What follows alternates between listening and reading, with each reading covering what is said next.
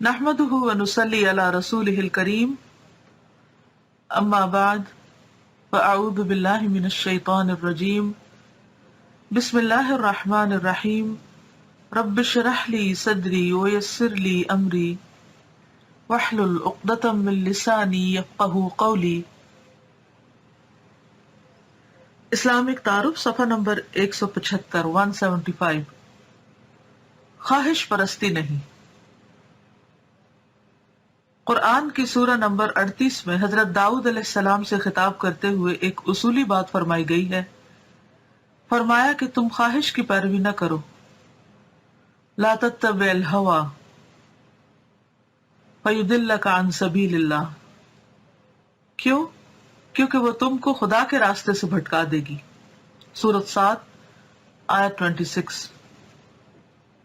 خدا نے انسان کے لیے ایک درست راستہ مقرر کیا،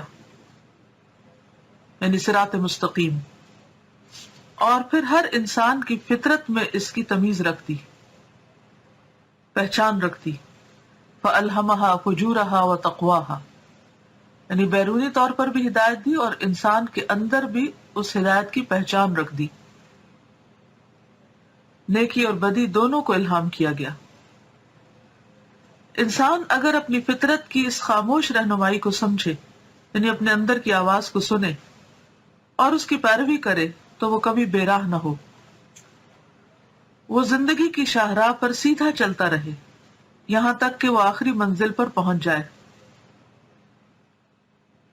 فطرت کی اس شاہراہ سے بھٹکانے والی چیز صرف ایک ہے، اور وہ انسان کی خود اپنی خواہش ہے، یعنی خواہش نفس، اپنی مرضی۔ یہ خواہش زندگی کے ہر موڑ پر انسان کو بہکاتی، یعنی کوئی بھی معاملہ ہو، اللہ کی عبادت ہو یا بندوں کے ساتھ معاملہ ہو، ہر موقع پر، ہر موڑ پر انسان اسی فتنے کا شکار ہوتا ہے۔ عقل مند وہ ہے جو اپنے آپ کو خواہش کے اثر میں نہ آنے دے۔ جو آدمی اپنی خواہش سے مغلوب ہو گیا، وہ لازماً فطرت کے سیدھے راستے سے ہٹ جائے گا، اور جو آدمی فطرت کی راہ سے ہٹ جائے اس کے لیے تباہی کے سوا اور کوئی انجام نہیں، دنیا میں بھی اور آخرت میں بھی۔ مثلاً خواہشات میں کیا ہے؟ ضرورت سے زائد کھانا، ضرورت سے زائد سونا، ضرورت سے زائد شہوت پرستی، ضرورت سے زائد لوگوں سے میل ملاقات، باتیں کرنا، یعنی ہر وہ چیز جس میں انسان کو مزہ آنے لگتا ہے، تو انسان اس کے اصل مقصد کو بھول کر صرف مزے کے پیچھے پڑ جائے۔ مثلا کھائے تو صرف مزے کے لیے اور مزہ ہی اس کا مقصود بن جائے، سوئے تو ضرورت سے زائد کہ جس میں صرف وہ آرام طلبی پہ اتر آئے۔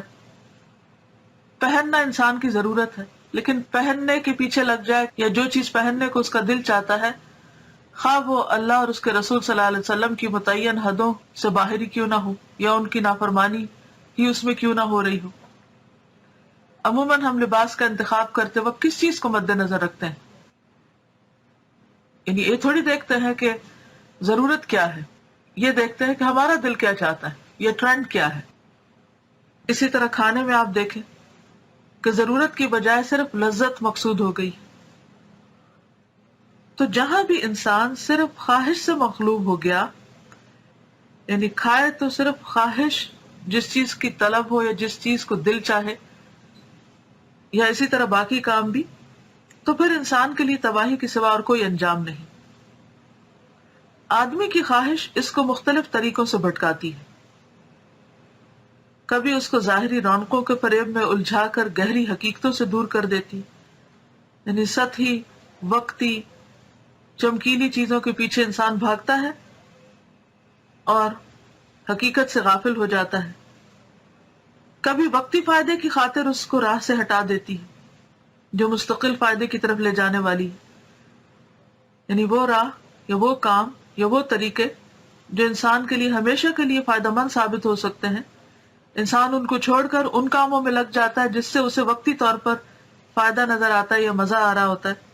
کبھی کسی معاملے کو غیرت اور حمیت کا سوال بنا کر آدمی کو مشتعل کر دیتی کہ میری بھی کوئی عزت ہے۔ وہ انجام سے بے پرواہ ہو کر لڑنا بھیڑنا شروع کر دیتا ہے، یعنی لڑائی جھگڑے کرنے لگتا ہے، جس کا یک طرفہ نقصان سب سے زیادہ خود اسی کو بھگتنا پڑتا ہے۔ یعنی انسان بظاہر یہ سمجھتا ہے کہ وہ دوسرے کو ہرا دے گا یا دوسرے کو نقصان دے گا، لیکن عموماً ایسے لڑائی جھگڑے میں اس کی اپنی عزت اور اس کا اپنا مستقل فائدہ جو ہے وہ جاتا رہتا ہے، اور بعض اوقات ویسے بھی نقصان اور تکلیف اٹھاتا ہے۔ آدمی کی خواہش آدمی کی سب سے بڑی دشمن ہے، اس کو انڈر لائن کر لیجئے، آدمی کی خواہش آدمی کی سب سے بڑی دشمن ہے۔ جو شخص کامیاب زندگی گزارنا چاہتا ہے اس کے لیے ضروری ہے کہ وہ اپنی خواہش کو اپنے کنٹرول میں رکھے، یعنی نفس کے گھوڑے کی لگامیں کھینچ کے رکھے، نہ یہ کہ خود خواہش کے کنٹرول میں آ جائے۔ خواہش پرستی کے مقابلہ میں دوسرا طریقہ اصول پسندی کا طریقہ ہے۔ آدمی کو چاہیے کہ وہ خواہشوں کا شکار نہ بنے، بلکہ وہ اعلیٰ انسانی اصولوں کی پیروی کرے، یعنی کسی کے ساتھ بھی معاملہ، رویہ، گفتگو اس پر مبنی نہ ہو کہ انسان کی اپنی مرضی کیا ہے یا اس کا دل کیا چاہتا ہے، بلکہ اس پر مبنی ہو کہ اس وقت اصول کا تقاضا کیا ہے۔ اس کا ہر رویہ سوچے سمجھے اصول کے تحت متعین ہوتا ہو، نہ کہ محض نفس اور خواہش کی پیروی کے تحت۔ ہر رویہ یعنی ہر کام، اس کا ایٹیٹیوڈ، اس کا معاملہ لوگوں کے ساتھ خواہشات پر مبنی نہ ہو بلکہ اصول پر مبنی ہو۔ تو اللہ تعالیٰ سے دعا ہے کہ وہ ہمیں عمل کی توفیق عطا فرمائے۔ وآخر دعوانا ان الحمد للہ رب العالمین۔